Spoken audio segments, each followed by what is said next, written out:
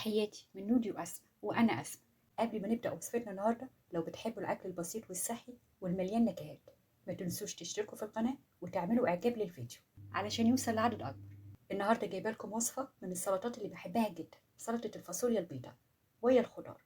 وصفة منعشة وخفيفة وصحية جدا، مناسبة لجو الصيف وسهلة التحضير، وممكن تتاكل لوحدها، وجبة مشبعة جدا.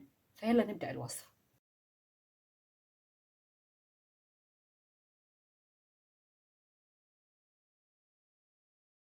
معايا نص كيلو من الفاصوليا، غسلتها كويس جدا تحت المية الجارية، وبعدين نزلت عليها بالمية المغلية وأسيبها بقى تتنقع لمدة ساعتين.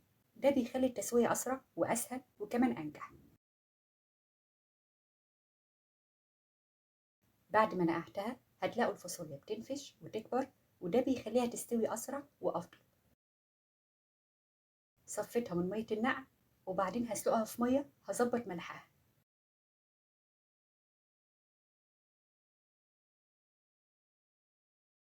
أول ما تغلي نشيل الرغوة من على الوش ونسيبها تكمل تسوية على نار متوسطة.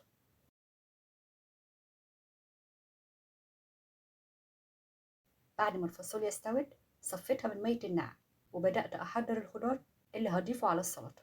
زي ما قلت في البداية، الخضار ممكن نغير فيه براحتنا حسب ما بنحب، بس أنا شايفة إن التوليفة دي هي ألذ حاجة مع الفاصوليا.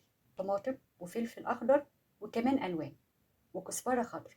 نقطع الخضار بالشكل اللي بنحبه، بس ناخد بالنا إنه يكون متناسق مع الفاصوليا علشان شكل الطبق بتاعنا يبقى متناسق. انا هنا بقى استخدمت فلفل الوان علشان بقى بيدينا سكره خفيفه كده، وكمان الوانه بتبقى حلوه قوي في الطبق، فبيبقى اضافه حلوه قوي في طعم السلطه. لكن لو مش متوفر ممكن نكتفي بالفلفل الاخضر البلدي بس.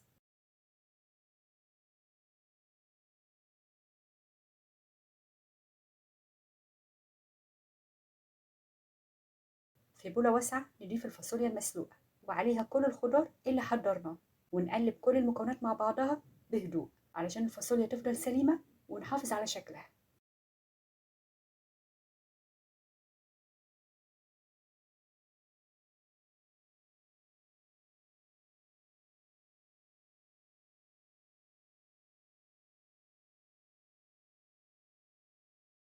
نيجي بقى لأهم حاجة وهي التتبيلة. بسيطة جدا ومنعشة ومناسبة قوي قوي لفصل الصيف، ومن ألذ وأسهل وأبسط التتبيلات بتاعت السلطة: زيت وعصير ليمون وكمون وملح.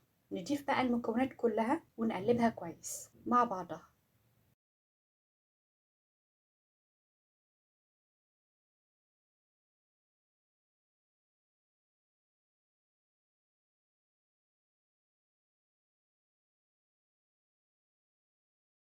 نضيف التتبيلة على السلطة ونقلب مرة تانية، ونقلب بلطف برضه، وهنا تبقى السلطة جاهزة.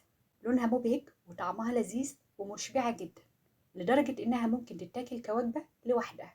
جربوها وهتعرفوا ليه بحبها كده، ولو جربتوها هستنى رأيكم في التعليقات. ولو لسه ما اشتركتوش فعلوا الجرس علشان يوصلكم إشعار بكل وصفاتنا الجديدة. ومستنياكم في منتدى القناة، ما تنسوش تدخلوا وتشوفوا البوستات اليومية، نشارك بقى فيها أفكار ونسأل بعض. وحابة أعرف منكم كمان إيه أكتر خضار بتحبوه مع السلطة دي. أشوفكم في وصفة جديدة بإذن الله، وبالهنا على قلوبكم.